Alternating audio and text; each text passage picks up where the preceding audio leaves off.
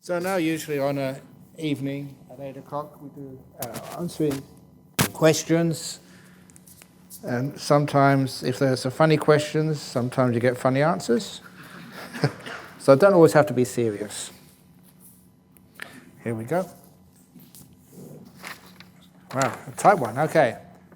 Okay, the question. Oh, this is a question that somebody asked on the internet. Okay, so they asked this last week, but apparently there was something wrong with the internet.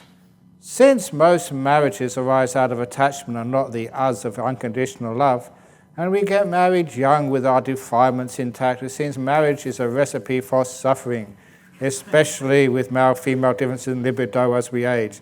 Did the Buddha encourage lifelong marriage to one partner, even though most human societies and mammals are not monogamous, and marriage was a barrier to his own enlightenment?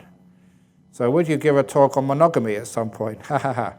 Since so many lay relationships fail due to non-compliance with monogamy, it seems that monogamy isn't a problem, but more so are unrealistic expectations that the human animal should live an entire life that way.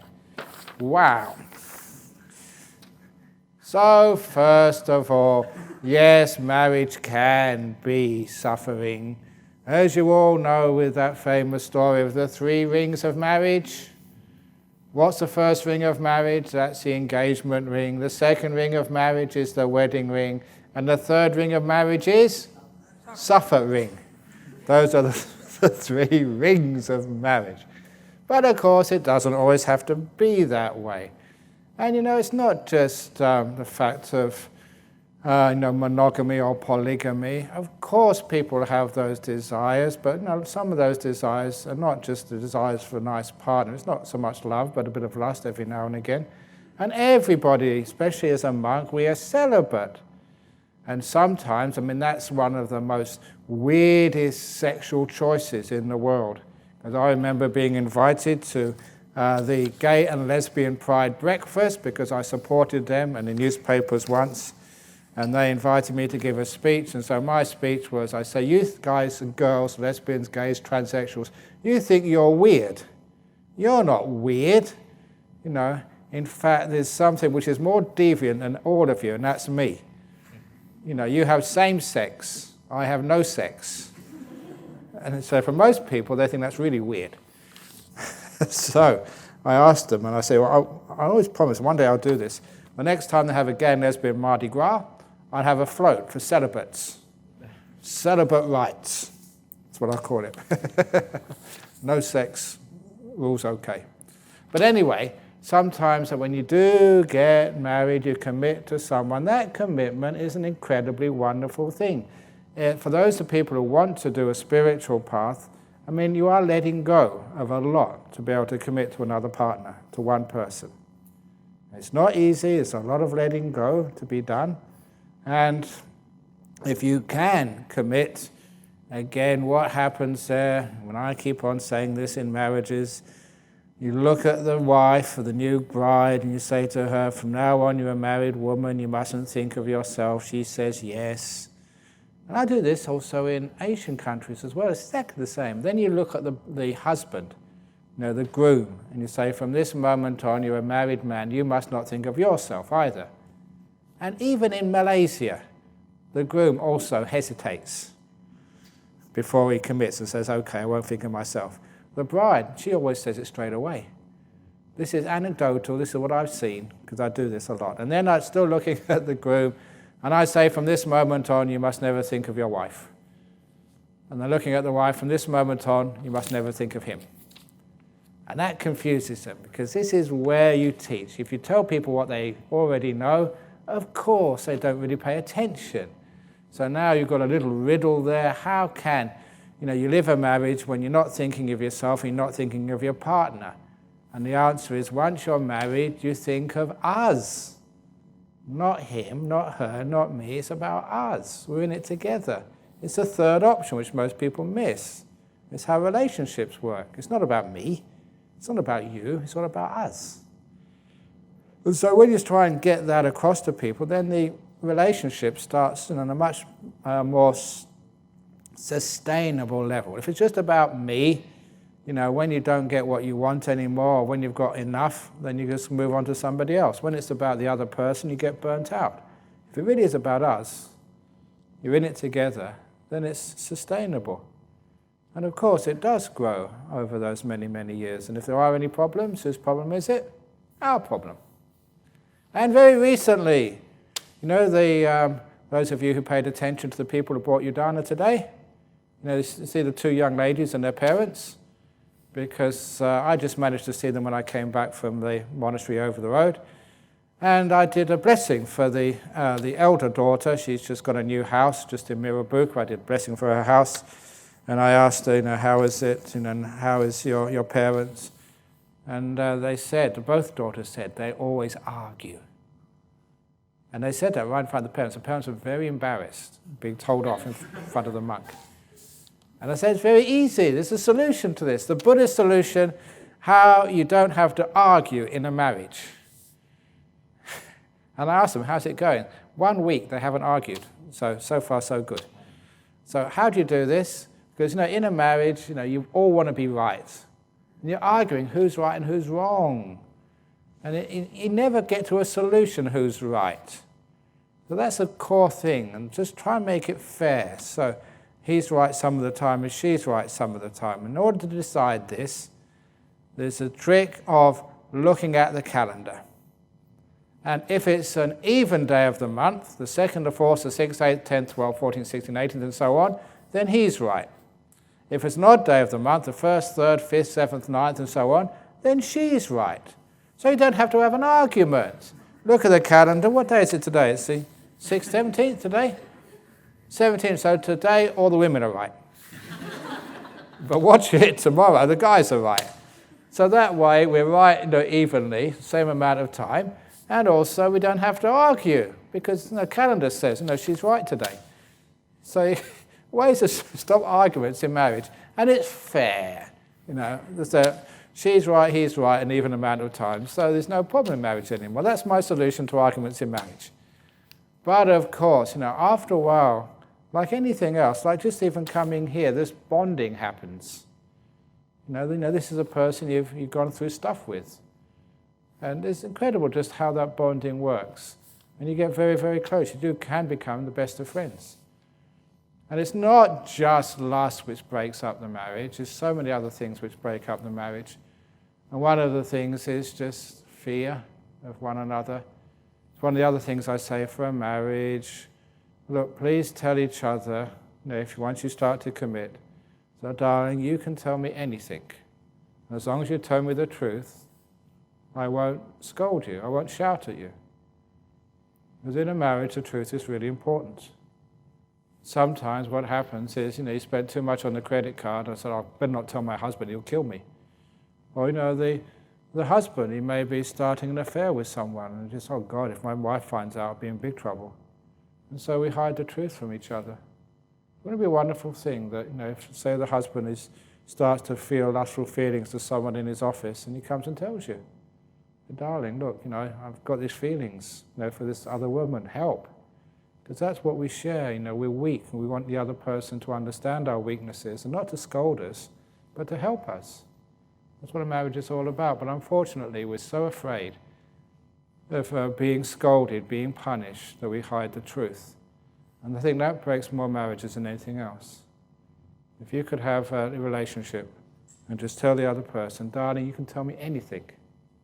As long as it's the truth, I'm not going to get angry and upset. So in other words, encouraging truth. And then you can discuss these matters. Why is it you're starting to feel lustful feelings for somebody else, not yourself? How come you're not satisfying each other? Is something you're doing wrong?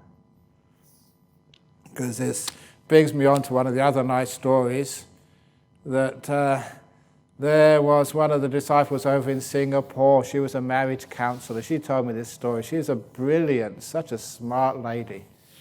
Because this woman came up and said, I've had it with my husband. I'm sure he's having an affair. He's coming home late every night. He doesn't talk to me. I want to divorce him.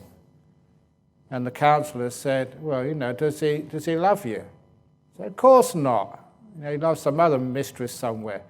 Well, said the counselor, if you divorce him now, you'll make him happy. Is that what you want to do? No! I don't want to give him what he wants after the way he's treated me. Okay, said the counselor, this is what you should do.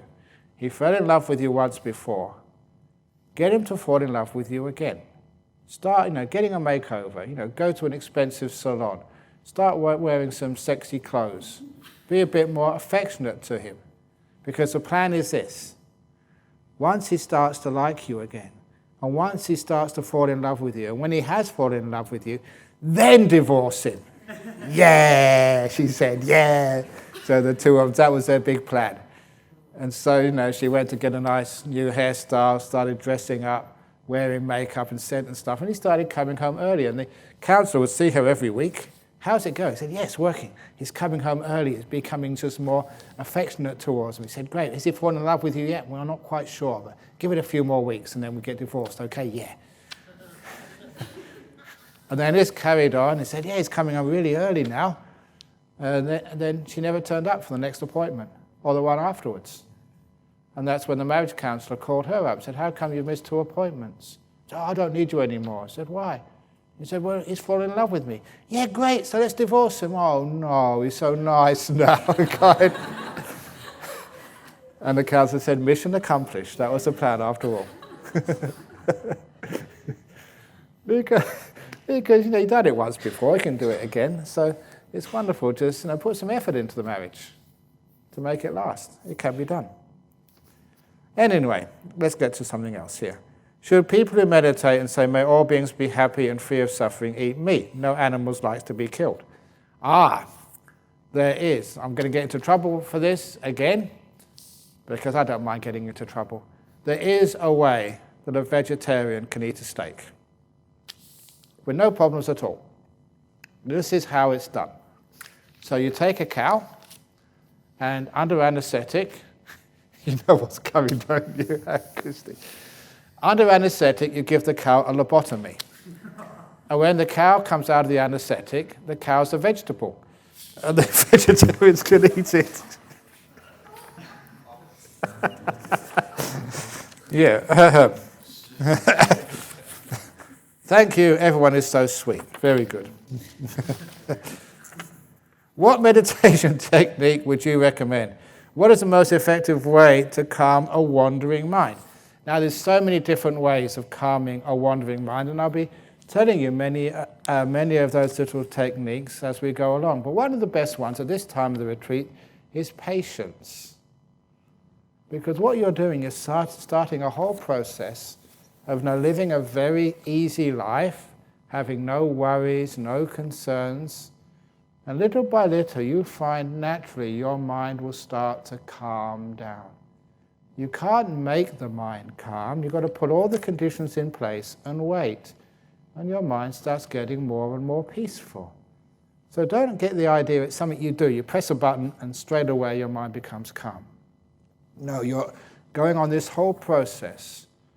A very simple lifestyle for the next 8 days. Lots of rest, lots of good food, no silence, nothing much to do, a lot of rest. And some meditation will, little by little, you get more and more peaceful. It gets easier and easier and easier. Just the whole lifestyle. You build up the effort. And the effort is just making peace with things. Being kind, being gentle.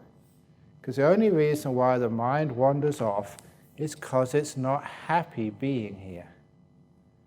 That's the only reason. And why would a person just get up from their seat and go somewhere else? It's only because you're not happy, you're not content, you're not at ease where you are. And so the whole point of the meditation is learning how to be content right in this moment, just with what you have right now, being at peace with this moment, and you'll find the mind doesn't want to wander off. Sometimes people think, oh no, the mind is just all over the place. It's not all over the place. If you're doing something you really like, saying you're watching a movie which you really like, your mind doesn't wander away at all.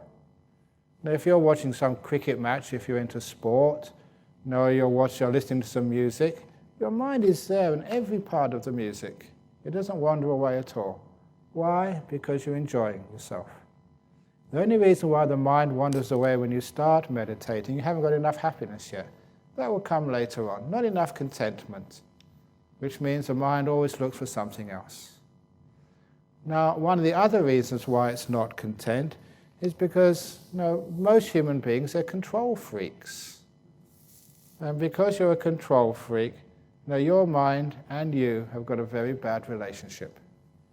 The story I tell, as a simile to make the point, is that this woman got a phone call in the afternoon from an acquaintance, and the acquaintance said, "Are you free this afternoon?" And she said, "Yes." "Oh, great. I'll come out for a cup of coffee. Now, I know you like your coffee shop, but I like Gloria Jean's, so we're going to go there. And I know that you keep on saying that you don't like lattes, but I like lattes, and so that's what you're going to drink.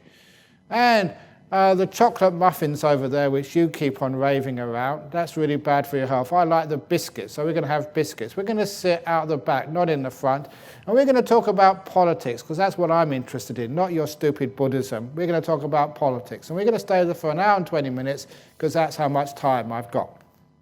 Now, if somebody gives you a call and tells you where you're going to go, what you're going to drink, where you're going to sit, what you're going to talk about, are you going to like going out with a person like that? Even for a cup of coffee? Of course not. You're going to come up with an excuse, any excuse to get out of it. You start thinking, "Oh yeah, I've got a dentist appointment. It completely left my mind. I've got to go to the dentist. Sorry, maybe next time." Because no one likes to hang out with a control freak. So a couple of minutes later, she gets another call from another friend. "Hey, do you want to come for a cup of coffee?" She says, "Oh, sorry, I'm not free. I've got a dentist appointment." "Well, that's such a shame. That coffee shop which you keep on telling, I'd love to try that. And you say those, cappuccinos are just to kill for, to die for, whatever. I don't usually like cappuccinos, but if you think they're so good, I'm going to try one too. And those chocolate muffins, I know I'm a bit fat, it's bad for my health, but who cares? You like them, I'm going to try them as well." And you've always been talking about your Buddhism. I don't know anything about Buddhism. Let's talk about Buddhism, and we can sit where you want to sit. And if somebody's like that, they're really caring for what you want to do, where you want to sit, what you want to eat, what you want to talk about. You say, "Oh, I'll cancel the dentist appointment, I'm coming." And you maybe only intend to stay there for an hour, but you end up staying all afternoon, 3 or 4 hours, because you're with somebody who's kind to you, not a control freak. Now, the meaning of that simile is sometimes people, when they meditate, they say, "Okay, mind, you're going to watch the breath. Not what you want to do. You're going to watch what I want you to do. You're going to sit here. You're not going to move. You're not going to be in this position or that position. You're going to sit how I'm going to tell you to sit. You're going to meditate for 1 hour, not an hour and 15 minutes, not 45 minutes. I want you to meditate for 1 hour. And we're not going to sort of think about what you want to think. We're going to think about just the breath or enlightenment or something." Okay. You're such control freaks to your minds, telling it what to do. Imagine you sat here with your mind. When you start meditating, say, "Okay, mind, what do you want to do now? What do you want to think about? What do you want to watch?" "Mind, I will do what you want to do for the next hour."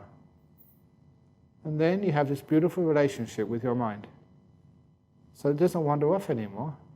It hangs out with you because you don't try and control it anymore. It won't run away from you. Many people, as soon as you sit down, you're like, "Oh God, here she is again. I'm getting out of here." You start thinking about all sorts of fantasies or dreams, or you fall asleep, anything to get away from you. That's why kindness is really important in meditation. Be kind to your mind. Don't be so cruel to it. And don't be so critical and fault-finding of your meditation. "I'm a hopeless meditator. I can't do it." Stop thinking like that. Be kind. Give yourself a break. When you have a good relationship with your mind, then you don't wander off anymore. You're always here. Your mind and you are good friends. So don't treat your mind like a slave, as if you can control it and tell it what to do. Treat your mind like a friend, and it will hang out with you. So that's the best meditation, to get out of the wandering mind. When we get our body relaxed and comfortable, what should we focus on? If we feel our body disappear and our awareness is strong, any specific object we should focus on? Okay, when your body gets relaxed and comfortable, usually the body starts to vanish, and quite naturally the mind starts to notice things which are moving. First of all, past and future, but that starts to disappear, and the thought starts to disappear. And quite naturally, even if you don't choose to look at this, most people automatically become aware of their breathing. Because this is the last thing which is moving. That early on, when I first came here 31 years ago, there was myself and another monk, and one day, I'd just arrived, somebody invited us to try out a sensory deprivation chamber. Now, just come to Perth, and these plastic boxes in which there was salt water, so you could lay in that. It was a body temperature, so you're perfectly comfortable. You floated. And it was airtight, well, not airtight, but it was soundproof, it was dark, so you couldn't hear anything, you couldn't see anything, you weren't feeling anything at all. And it was supposed to calm down your senses, to relax. And I never got to go in it because the other monk got there first, and he went there one day. The following morning, there was a big advertisement in the local paper advertising sensory deprivation chambers as used by Buddhist monks. So he conned us into trying it out so he could advertise, so we used it. So I can go into it. But I asked the other monk, what was it like? He said it was really quiet, except his breathing was so loud. Because everything else was stopped, but the breath, you can't stop the breath. So this is naturally what happens when the body starts to relax. Quite naturally you can feel your breathing. So that's what most people focus on. You know, the breath going in, the breath going out. I'll say more about that tomorrow, about the breath and how we watch it. It just gives us something to focus on. It's in this present moment. It's a bodily feeling. It stops us thinking. There's not much you can think about the breath.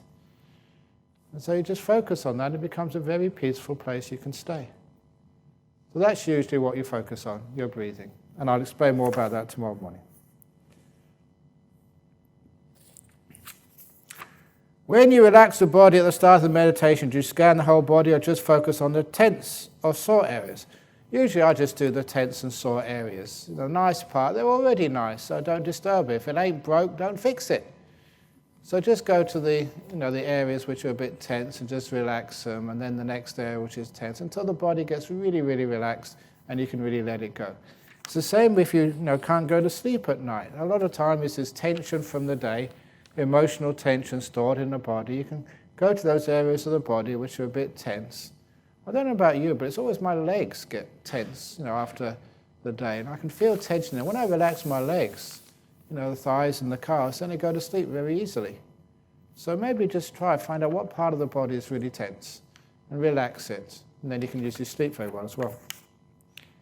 Dear Ajahn, previous retreat after a few days during a walking meditation, I saw my desires, expectation of what I wanted out of the meditation and realized I really wanted peacefulness, etc. It was quite a shock. Was this just another thought surfacing, or was this the insight? How could I tell the difference between the two? Okay, if it was an emotional shock, that's usually a sign of a good insight. Because real thinking doesn't have sort of an emotional oomph to it. It's just you have a thought, you've had so many thoughts in your life, but the insight is seeing something you haven't seen before. Of course, it's expressed in thinking, but where it comes from is different from the thinking. Now you realize what you really want is peacefulness, and you should figure out when you want something, that's when you destroy peacefulness. When you let go of wanting, all the peace is already there. So that's why we learn how to be content. Just like we chant, contented and easily satisfied, not proud and demanding in nature. So when you're contented, that's why we do the chanting, it's brainwashing. Especially early in the morning when you're half asleep, that's very potent when you're half asleep doing brainwashing. And it means you learn how to be content, easily satisfied. You don't want very much. When you don't want very much, you're really peaceful. And this is what you're going to experience here. There'll be so many moments when you're so peaceful. And you're just sitting out there with a cup of coffee or a cup of tea or juice, just watching the sun go down in the evening or in the early morning. It's beautiful, it's cool. You sit out with a cup of coffee and just watch the sun come up, watch the dawn. So peaceful. Why is it so peaceful? It's because you're sitting there, you haven't got a want in the world. Nothing you want, just a nice cup of coffee, a beautiful dawn. Totally satisfied with just simple things. And you realize how easy it is to be content when you don't want anything. So this is where you have the insight into the cause of such peacefulness. You're content. Now you understand what meditation is. And you learn, doesn't matter what's going on in your life, you can always go back to that contentment. Sitting here, closing your eyes, not wanting anything in the whole world. And you get very deeply content then. If you say, let go of things, do you mean only while I'm meditating or in general? No, only when you're meditating. Because I always say, if you're on the back of a motorbike in heavy traffic, do not let go. Cling on, attach, otherwise you'll fall off. So there is times to let go, and there's the right things to let go of and the wrong things to let go of. For example, one of the people who comes to our centre in Perth, was Caucasian, he was a businessman, he became a Buddhist. And part of becoming a Buddhist is keeping these 5 precepts, giving up alcohol. That was hard for him to do. So that when he went to the next party at his company, somebody came around with the alcohol, the wine or the beer or whatever, and said, no, have a beer. And he said, no, I can't have that anymore, I'm a Buddhist now. And people know enough about Buddhism that the person giving him a drink, Buddhism, that's a really good religion, a very peaceful religion. It's all about letting go. Come on, let go and have a drink. It's letting go of the wrong things. So you have to also know what to let go of and what to keep. So, don't let go of your marriage vows. Come on, it's only a ring. Come on, let go, let go. No. Look after your partner. And so there is a time to let go and there's a time to hold on. And that's actually the wisdom. But when you're sitting down meditating, that's just let go, let go, let go all the way. Other times, no, don't just... I know you've all got chores to do while you're here. That's why it's so cheap in this place, because we exploit you. And when you've got a chore, don't say, Ajahn Brahm said let go, so I'm not going. I'm going to let go instead. And when Bianca asks you, where were you? I was just letting go. So remember, be wise. Reading your meditation books discouraged during this retreat? No, you can read the books, but don't do too much reading, because it's the practice which is more important than reading. There's the instruction manuals. So yeah, instruction manuals are very good. But if you want to find out, say, what Paris is or New York or London, just reading the guidebooks is not going to be much good, is it? So you read the guidebooks and you go there. So yeah, you can read the guidebook, the meditation books, but at least, go and see, check it out, see whether what I describe is real or not. If you read about Paris, go there, check it out. Because you find out just the experience is always far more full than the guidebooks. So, yeah, you can read it, but don't spend too much time reading. Should a person self-pleasure during a retreat? Is this bad for meditation, allowable or good? I mean, masturbation. That's what self-pleasure. If that's what it means, no, you don't need to do that. But real self-pleasure is when you're so peaceful, so still. You're really, really happy. This is one of the things which I say in meditation. When you really get into this meditation, you get more pleasure than you've ever had before. That's why one of the first really good meditations I got, probably the first good meditation, I was only 19, had a girlfriend. I remember having sex with her in Gloucestershire. A few days later, was on retreat, blissing out. And because it was so close, it was actually, the bliss in meditation was much better than sex with my girlfriend. It was good sex too, she was a good girl. But the meditation was better. And that really blew me away, that's just, what's going on? That you get more happiness, more pleasure from meditation than you do with a girlfriend. So, yeah, the answer is yes, you can self-pleasure during the meditation retreat, as long as it's the bliss of deep meditation. That's far better. When we do walking meditation, can we put hands in front or our back, or do they have to be loosely by our side? You can put them wherever you want. So you ask your hands, where do you want to be? Now, that's not actually a joke, that's serious. Because it's amazing when you ask questions of the body. Legs, where do you want to be? Hands, where do you want to be? It's a way of encouraging mindfulness. When you ask a question, you get an answer. So quite often I ask my body when I'm sitting, how are you? Do you want to be moved? Before I ask the question, I'm not aware of the aches and pains in the body, but sometimes when I ask that question, the body says, I've been waiting for you to ask this question. Sometimes I ask, do you need a drink? Beforehand, I never thought of that, but now I'm actually quite thirsty, so I'll take a drink. You see, a lot of times we're not mindful unless we ask the question. So this is what happens. If you ask your hands, where do you want to be? You get really good answers. And whatever the body answers, then do that. It's a way of getting aware of your body. What do we do with a wandering mind? How to overcome it? What do we do when thoughts of the past or fantasies appear? Do we try to focus on another object, for example the breath, or do we let the thoughts or fantasies be? You let them be, but you sort of don't get involved in them. Now, my story, which I tell on all the retreats, when I was 5 years as a monk, I could leave the monastery and just go wherever I wanted. I found this perfect monastery. Remember, I was born in England, and this was a monastery in the north of Thailand, in the middle of a tea plantation. I could have all the tea I wanted. It was the middle of a plantation. It was up in the mountains, so it was cool. Really high up in the mountains. And there was really good food, and the lay people, all they wanted to do was feed me. They didn't really want to ask any questions on meditation or Buddhism, just the opportunity to feed a monk every day. So it suited me fine. There's a beautiful cave in there. And I spent such a long time in that cave meditating. I had some great meditation in there. And of course, being a cave, there was lots of bats. And to this day, I tell people, this is just conditioning, I associate the smell of bat shit as one of the most beautiful smells. Because I've associated it with just some nice times of meditation. The other smell which I really like is the smell of tar. Because when I was growing up in a poor part of London, I used to spend so much time playing soccer in one of the old parks. And during the Second World War, any metal they took away and melted it down to make tanks and bombs and stuff. So they replaced all the metal railings with wood.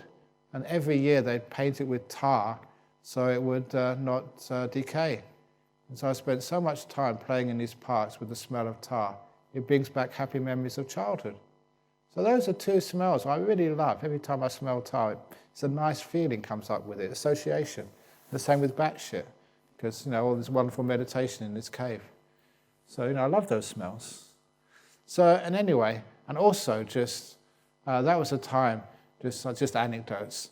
As the bats flew out of the cave, they usually shout on the way, and there was a papaya tree there. And that papaya, it was the sweetest, juiciest papaya I've ever tasted in my life, because it got all the fertilizer from the bats. And just one tree there. I just love that papaya tree, because it's all made out of bat shit. So it even tasted nice, but when it got transformed into beautiful papaya. But anyway, going back to, what was I talking about? I was getting lost in bat shit and stuff. Sorry? Oh yeah, yes, right, 5 years, that's right. 5 years, and I was meditating. I was alone in this monastery. But then I got into a stage where my mind started wandering off. And it started wandering off into fantasies, into what I call unmonkish thoughts. Of old girlfriends, thinking, well, I wonder if she's still available. No, come on, stop it, I'm a monk. I know I really like being a monk, but these things, they just come up and you can't stop them. And I really tried hard to get these thoughts out of my mind, and it was frustrating. If you try fighting those wandering thoughts and fantasies, it gets worse and worse and worse. And I thought I was going crazy. I just couldn't stop these thoughts. I couldn't watch the breath. And I never had anyone with me to talk to. So that was one of the problems. And so I got so frustrated one day. This is absolutely true. I went to the Buddha statue in the main hall, bowed down, asked for help, and a thought came to my mind to do a deal. And the deal was, from 3 to 4 p.m. every afternoon, I'd allow myself to think sexy thoughts. Anything goes from 3 to 4 p.m. I wouldn't try and stop it at all. For the rest of the day, I'd behave and be a monk.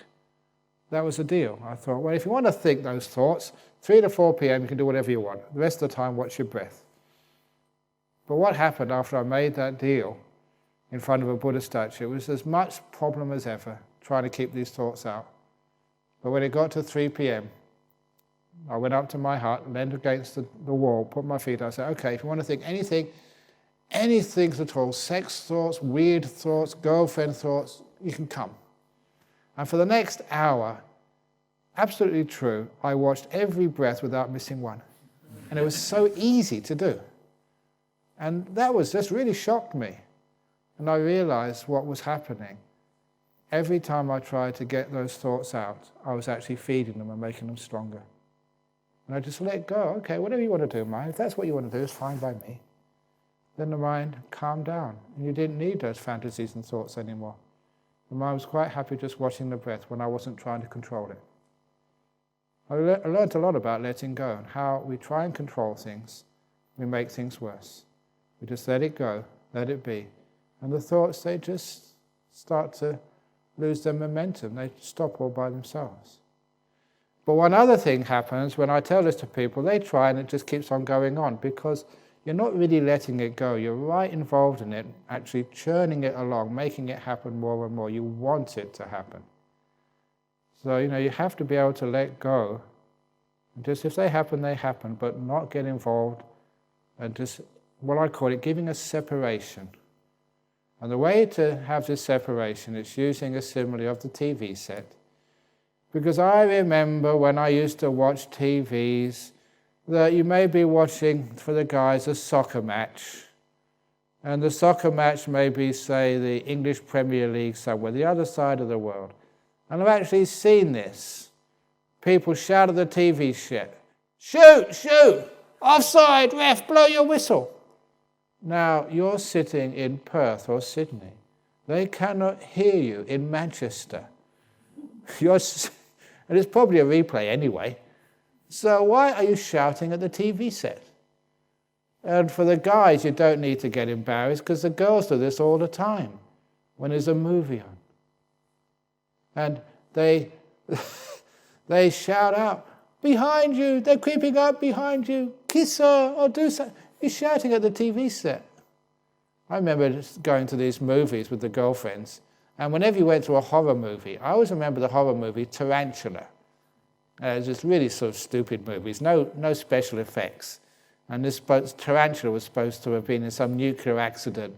It was 3 times the size of a human being, was eating everybody, and was crawling behind people in the movies. And every time the tarantula was crawling behind somebody in the theatre was flat, "Behind you, tarantula!" You can't warn the person. That's a movie. They can't hear you. But still, you get so caught up, in the action in the movie theatre, you shout out. Now, the reason why you get caught up in the movie or in the football match and you shout out, "Shoot, offside," or "Kiss him," or just, "Don't go through the door." The reason why you get caught up is the same reason why those thoughts and fantasies don't stop. You get involved in it. You're right inside it, as if it's actually happening, as if your fantasy is real. So the way to overcome that, if you have a fantasy, you have a sort of some thought of past or future, put some space between you and that thought or fantasy. It's like when you're in your room in your house, you're watching the TV. Just feel the sofa. Look, I'm in my house. I'm not in New York, with the gunman. I'm not sort of in the next episode of Bruce Willis. I'm safe, okay? This is a replay of an old football match. I can find out what's going to happen tomorrow or yesterday. So, nothing I can do. When you realize that you are separate from the action, then you don't get involved. And you can let it go very easily. But when you get caught up in your thoughts, you get caught up in the fantasies, it's like being on the football terraces. You're actually sitting in Perth, but you're in Liverpool and Anfield. Or you're in some movie set somewhere. You're not, you're at home. Remember where you are. And then you can actually put distance between you and that fantasy or that wandering thought. And it can stop very easily. You don't try and force it to stop, because you won't be able to. You just give it more energy. You don't get involved. You actually separate yourself, the watcher, from what you're observing. And then it's very easy to let go of. And then you get so much more peaceful. It's worth it, because the peace you get in meditation, just the movie just goes on and on and on, and just what next? I think it was you was telling me that, or someone was telling me, that that's one of the other ways of stopping fantasies and dreams. You said, then what? Then what? So you find your perfect partner. Then what? Your football team wins the FA Cup or the Champions League. Then what? And asking then what, it just takes away all the fun. Because apparently that there's a movie, a then what movie, somebody was saying, called Into the Woods. I said, that's right, wasn't it Into the Woods? Where it actually tells you what happens after Cinderella and Prince Charming, after they get married. Then what? And when the seven dwarfs, what happens to them, after Snow White actually marries the prince.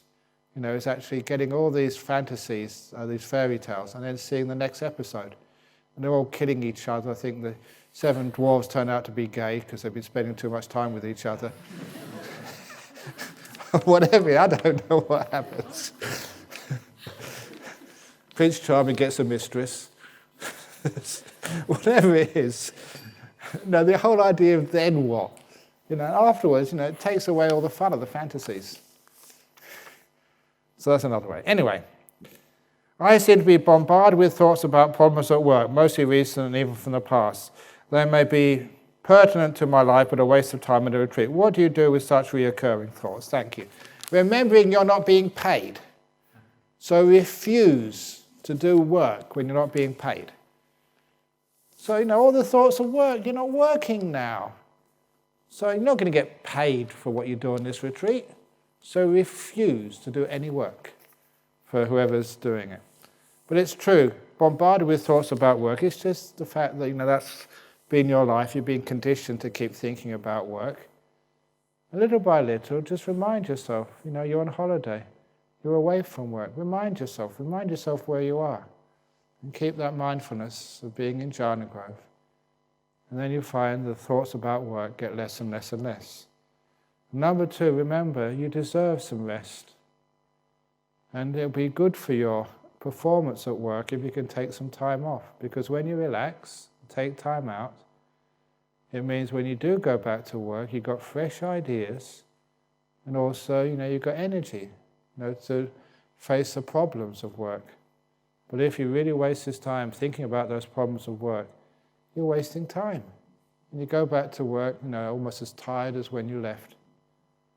So please remember, you deserve this break. And when you deserve this break, you realize that, and realize it's going to be good for your work, because you're relaxing. Then afterwards, you realize it's worthwhile not thinking about the work. Years ago, I was in Thailand just on a domestic flight, just reading the newspaper, and they said the best hotel in Bangkok was the Oriental. It won the award for the best hotel in the world that year. And I actually, one of the managers there I knew, she used to invite me every year. Fortunately, she's moved. But when I used to go there, if ever what's really famous is the onion soup at the Oriental Hotel in Bangkok. So it's amazing as a monk, you get to do all these amazing things. And so they gave me the onion soup. It's famous for it throughout the world. So if you ever want to indulge, the onion soup at the Oriental Hotel in Bangkok. Put that on your bucket list before you die. But anyhow, it had the best hotel in the world prize. And they're interviewing the manager. Said, how come, why do you think that your hotel was the best hotel in the world? And he said, because I sent every one of my staff, every one of them, cleaners, concierges, people who do the bookings, housekeeping, everybody, managers, I send them to a Buddhist monastery for 1 week meditation every year at the at the expense of the hotel. It's not taken off their leave. It's part of the training. Because I found, he says, when people go to this retreat for 1 week a year, paid for by the hotel, they come back relaxed. They come back, they're far more sensitive to our clients. And the clients, our customers, notice that. And so our customer service level just goes up because of that. The stress levels go down. And you don't get so many people taking sick leave. And I said just because they send every employee to a meditation retreat once a year at the hotel's expense. So next time you want to come over here, get your CEO of your company to pay the bills and send you here, not on holiday time, on their time. Because it actually does work. You go back refreshed, even new ideas, and are much more sensitive to one another. Dear Ajahn, may you kindly elaborate on the nature of rebirth-producing craving, its cause, fuel, how we can live a happy life with non-rebirth-producing craving. Okay, this is a more technical, like how rebirth happens is because you want to. And there's many types of wanting.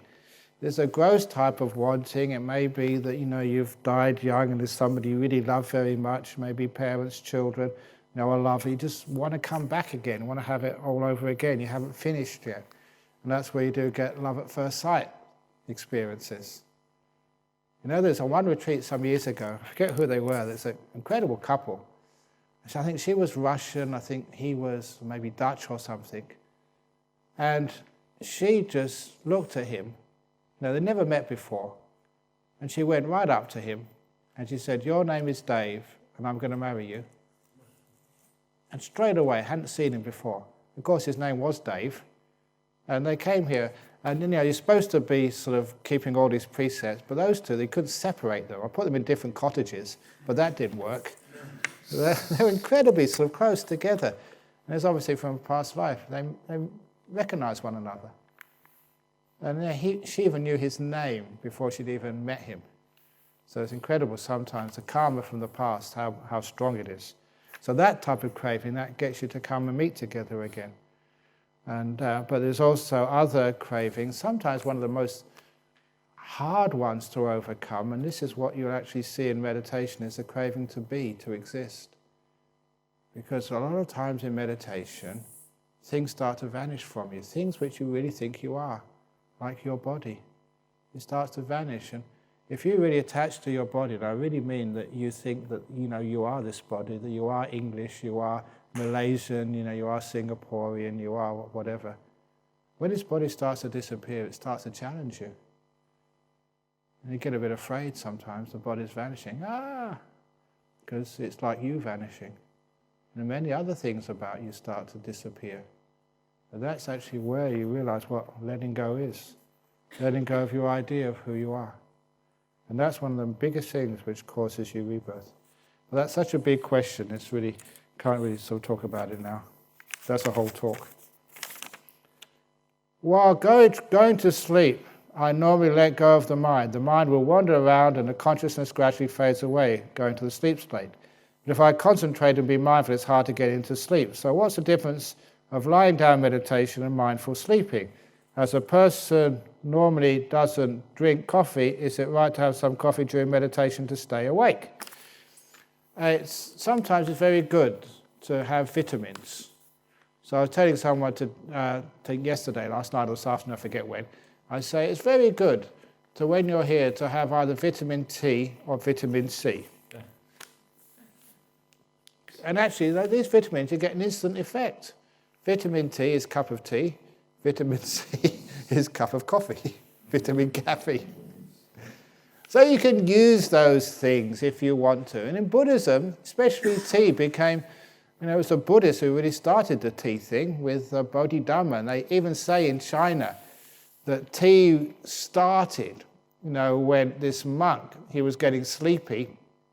And to stop him getting sleepy, these myths of these super monks, he cut off his eyelids with his razor so he couldn't go to sleep. Whether you believe that or not, but apparently the myth was, and where the eyelids fell, that's where the first tea bush came from. So you didn't need to cut off your eyelids anymore, just drink the result of that, which is tea, and you get some energy. And that became such an important part of Buddhism. That's why you get the tea ceremony and everything else from these places. So tea is very, very, very Buddhist. So coffee, well, same sort of stuff. So you can do that. But if you want to go to sleep, if you let go of the mind, that is meditation, letting it go and just letting it get relax and become peaceful. But if you concentrate, concentrating is controlling. I haven't mentioned this yet, but this is not a concentration camp. Concentration is not the right word. Stillness, relaxation. Because they have a word in meditation called samadhi. Very often people translate the word samadhi as concentration. That's a very bad translation.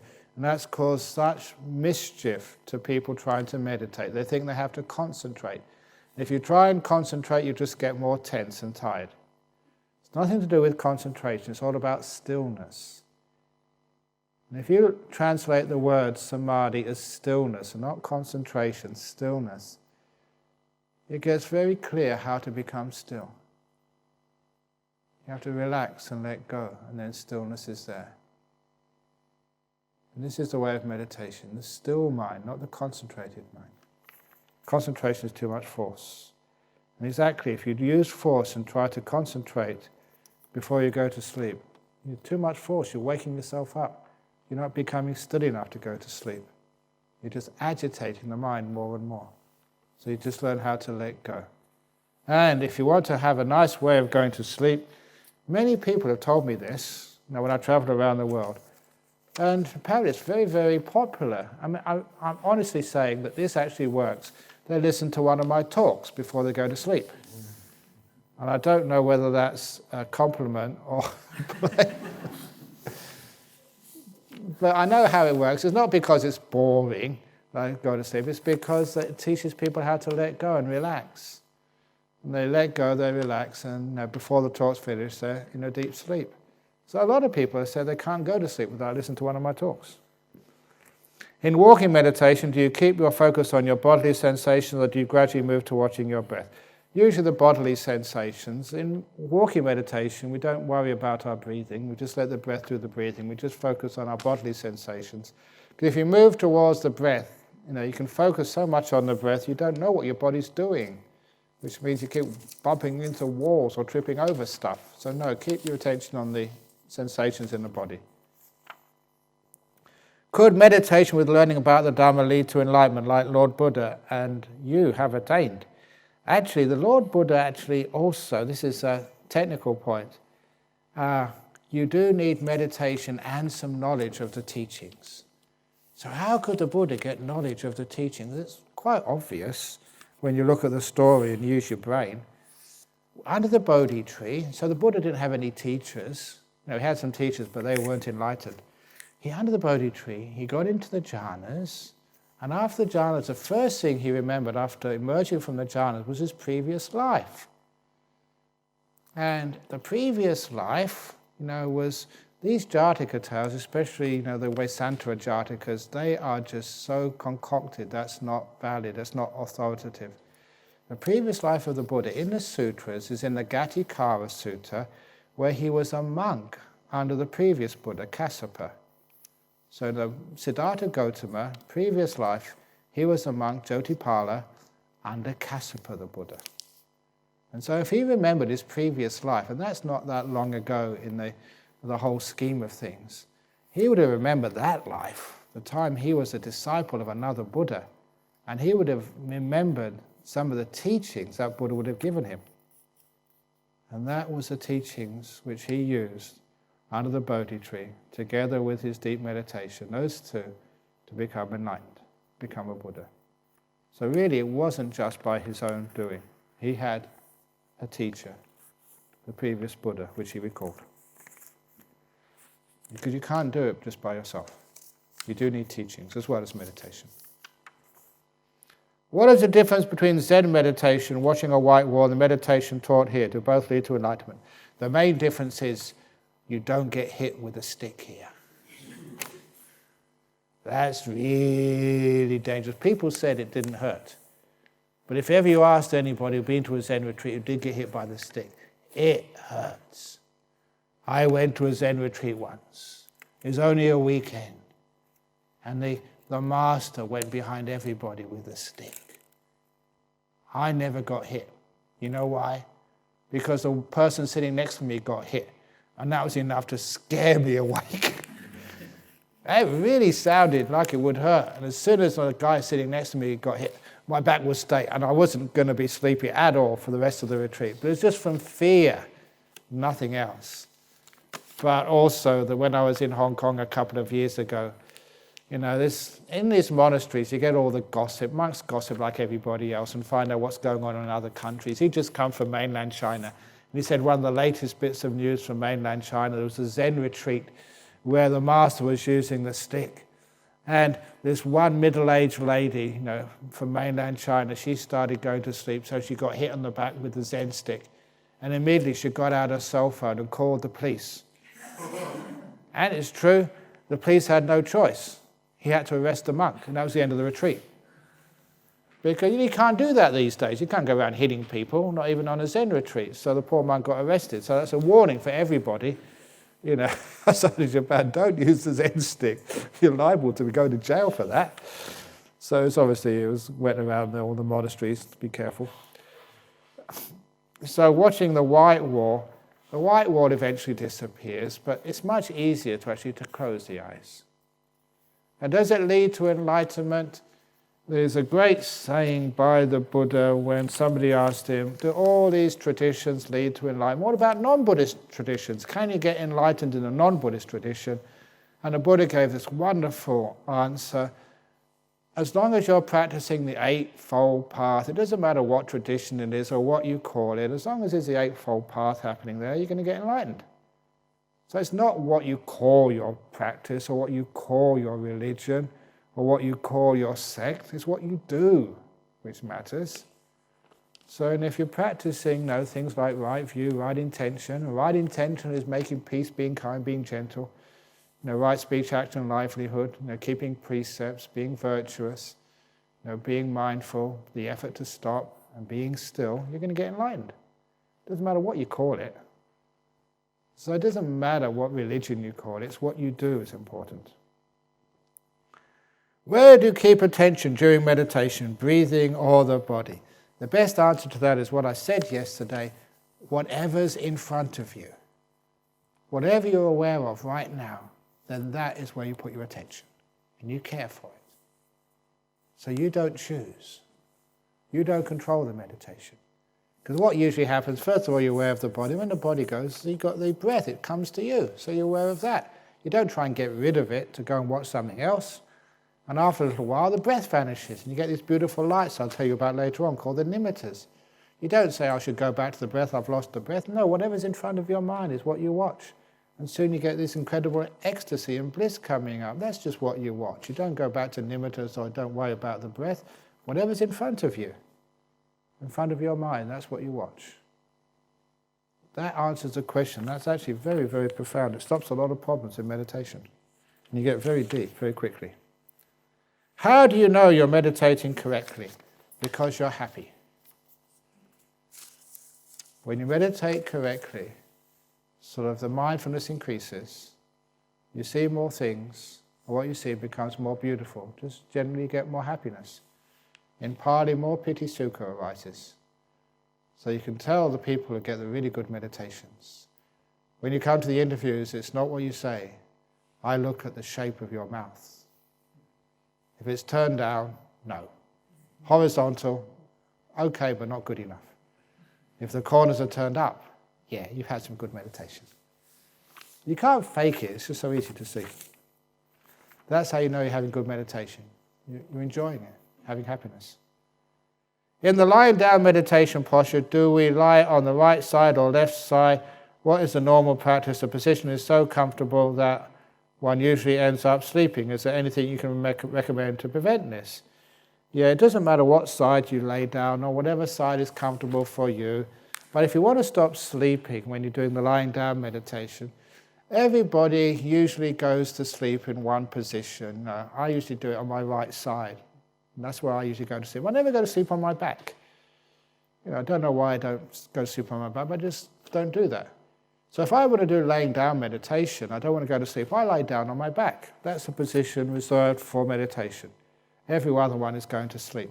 So psychologically, my mind recognizes, oh, he's on his back, he doesn't want me to sleep, so I keep awake. So find out how you go to sleep at night. Where do you start? And don't lay down like that.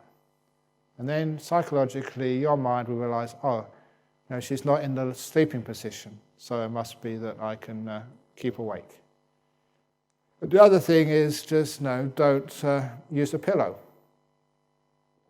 Because if you use a pillow, bed means sleep. So just, the psychology is just, everything is telling you it's supposed to go to sleep, so you do go to sleep. But you will notice something very, very strange during this retreat. You'll come up here into this hall to meditate, and you will fall asleep.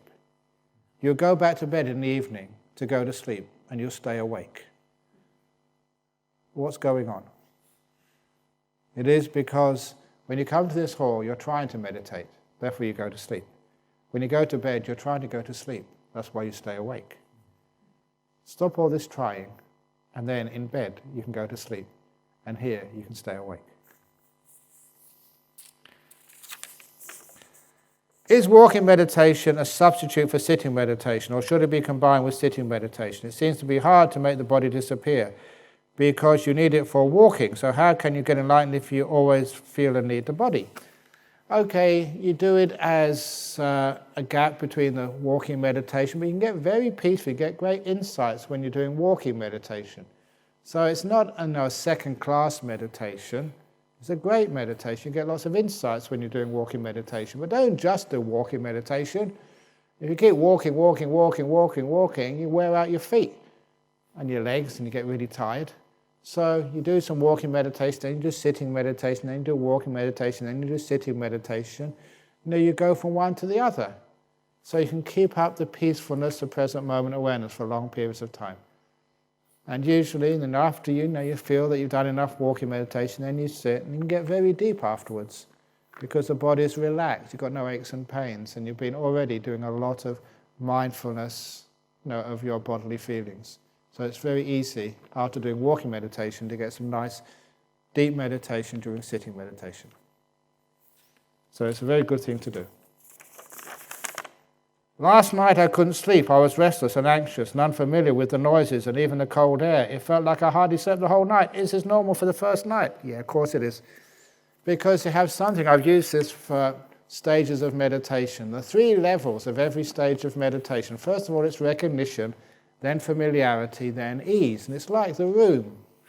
Now, when you first come here, you don't know where you're supposed to go. You don't know the place, and you don't know the people sharing the cottage with you. So there's a lot of tension there, fear, and it's just natural. So the first night in a new bed, I get this when I go and stay in a hotel, I travel around a lot. The first night, even though you know it's safe, you're not used to the place, so you never sleep deeply the first night. The second night is much better. The third night it's always really deep, because the body and the mind gets used to the place. So this is to be expected. The first night in your room, you won't sleep that well. Tonight it'll be much deeper, and the third night it'll be hard to get up in the morning. It's just like your room, it's your bed, you get to know it and it gets to know you. And it's the same with any of these deep states of meditation. When you first get a deep state of meditation, you're very peaceful. It doesn't last that long. And actually you disturb it on purpose because you're not used to it. But after a while you recognize it, you become familiar with it, and then you can relax, you're at ease with it. So that's actually also happens in the meditation as well. So tonight will be much better. How does one combat dullness in meditation? Somebody actually asked me in the mental hospital on Thursday, said, how do you deal with boredom? And I said, what you're doing here is like a doctor. He said, great, as a doctor, you should do, now a psychologist, you should do an investigation, do a PhD into boredom. For example, when you're bored, how does it feel? Does it always stay the same? What does boredom feel? Describe boredom to me. And is it always just the same level of boredom? Is it really deep boredom, really intense boredom, or very wide boredom? Or is boredom only some things and not other things? Does it register in the body? How long does it last for? And I say, boredom is a very interesting subject. And of course, once it starts to get interesting, it's not boring anymore. So if you're dull, investigate dullness. How does it feel? Is it always the same? Or do you get dull and super dull and mega dull? And just, sometimes you're dull and you get gaps between the dullness. Investigate it. And then dullness becomes incredibly alive and exciting. What a wonderful thing to investigate, dullness. In other words, if you try and get rid of it, it gets worse. But if you try and care for it and investigate it, it soon vanishes. And anyway, the dullness is usually only the first few days of a retreat, because when you start to get energy coming up, nothing is dull at all, and everything is incredibly beautiful. How can I use walking meditation while walking to my office? 20 minutes walk. I have to take care of traffic, other people. Sometimes I meet people I know, and they expect me to greet them. All this could disturb the walking meditation. Okay, I know a person who does that in New York. They go from meeting to meeting. They do walking meditation between the office blocks.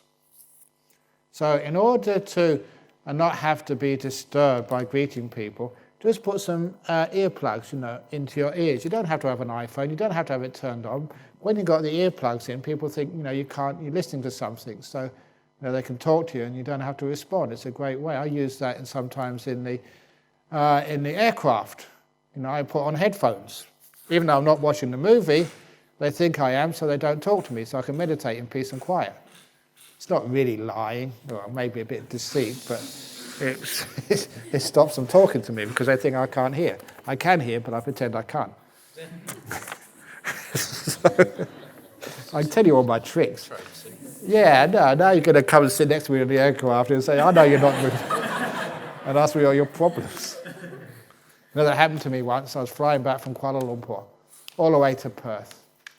And this was just, and I was working so hard on a retreat, and the people, it was in a retreat in Malacca, and they picked me up from Malacca and took me to the airport, and all the way they were talking about their problems, their meditation, family problems and stuff. And when we got to the airport, we'd get you a cup of coffee, and of course, just an excuse to talk to me some more. So there's a counselling all the way to the airport. And so I'm crikey. Now I can get on the aircraft. And I got on the aircraft, had a window seat. So at least I know that one side no one's going to talk to me. And on the other side, a guy came and sat next to me. He didn't know me from Adam, so I was fine. And then as the passengers were going in, this woman stopped and looked at me and said, "You're Ajahn Brahm, aren't you?" I said, yes I am. Why?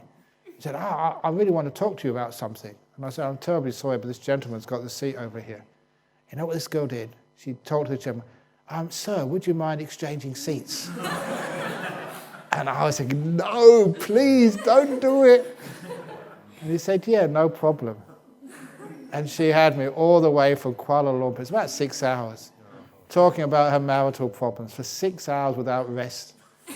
Jeez, I wish I'd have got those earphones on quicker. And there's no escape. In an aircraft, and she's got the aisle seat, and I'm in the window seat. She's got me cornered. That was really bad karma. So anyway, so the suffering of being a monk. Anyway, so this is what you can do. And so you don't have to greet them. And of course you take care of traffic. That's easy to take care of traffic when you're mindful. You just stop and just wait. So it's a very good thing to do. You can walk quite slowly, and you can actually preserve all of your energies so you don't get stressed out. How do I deal with my family resistance to my being here? They were upset and hostile and said I was escaping, deal with my life and problems. Ha ha ha. When you go back, they'll look at you and think, wow, you are so peaceful. Because there was lots of stories. One story, there was this man, he always, one of our regulars at our city centre, always wanted to go on a weekend meditation retreat. And he'd tell his wife, "Darling, there's a weekend meditation retreat. Can I go?" And she'd say, "What do you mean, being selfish and going? The weekends we've got to do the shopping, the cleaning, take the kids to the sport. Of course you can't go." "Okay, darling." And he was a very smart man, because he would ask every time. He just wore her down.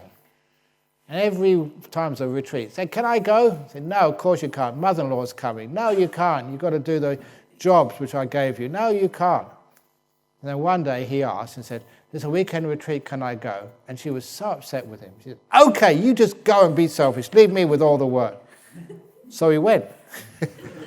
He took that as a yes. But then what happened? When he came back, he told us, when he came back after a weekend retreat, he was really such an improved husband. His wife saw it straight away, and she was so impressed. He told us the next time there was a retreat, he didn't even need to ask. She gave him the money, off you go. Because she liked her husband after he'd come back on a retreat, from a retreat. It actually did work.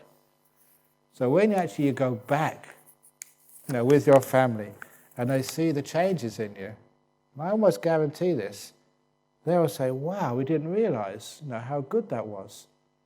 And they'll say, here's some money, go again. They'll see the results. And the other thing was, usually when we have our evening meditation at Armadale, this always seems to happen at Armadale, sometimes these middle-aged women would come up to me and say, I never felt like coming today, I was busy at work, I came home, I just wanted to relax in front of the TV, but my kid told me to go. Mummy, are you going to meditation tonight? I said, no, I'm too tired. Mummy, you must go to meditation. But I don't feel like it. Mummy, go to meditation tonight. Why, darling? Because you're a much nicer mummy when you come back from meditation. From the mouth of kids. So you do actually get much better after you meditated. One last question. There's a few left, but I'll do those tomorrow.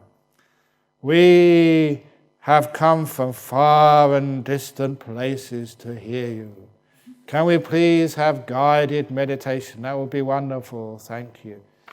People often ask for guided meditation, but sometimes some people like it, some people don't like it. So what I encourage you to do, if you have got your smartphones or something, there are some guided meditations available on the internet. Dan, you can actually post them, how you can download them. So you can download them on your device, and then you can put the earbuds in here if you wish, as long as it's a guided meditation, and you're not listening to AC/DC in the meditation hall or whatever else you want to listen to, but you're listening to actually just some guided meditation. Then actually you can do your own guided well, it's obviously someone else who's doing the guiding. You can actually listen to it in here, because sometimes that's the very, very best. So most of you have got these devices, even though you're not using them. Some of you are. I know what you're up to. But But, you can actually download these things, guided meditations, and you can play them to yourself, which means that, we don't have to start all the same time, we don't have to finish all the same time, and you can do it any time of the day. So that's what I'd recommend, rather than doing actually a guided meditation for everybody all in one go. It doesn't seem to fit on a retreat when you do guided meditations, because some people come early to meditate, some are late, some after the talk, and then I go and do the interviews tomorrow. So it's hard actually to fit it in. So please ask Danny or Mike, maybe you can post some up somewhere, how you can download some guided meditations. And that means that you can do it yourself.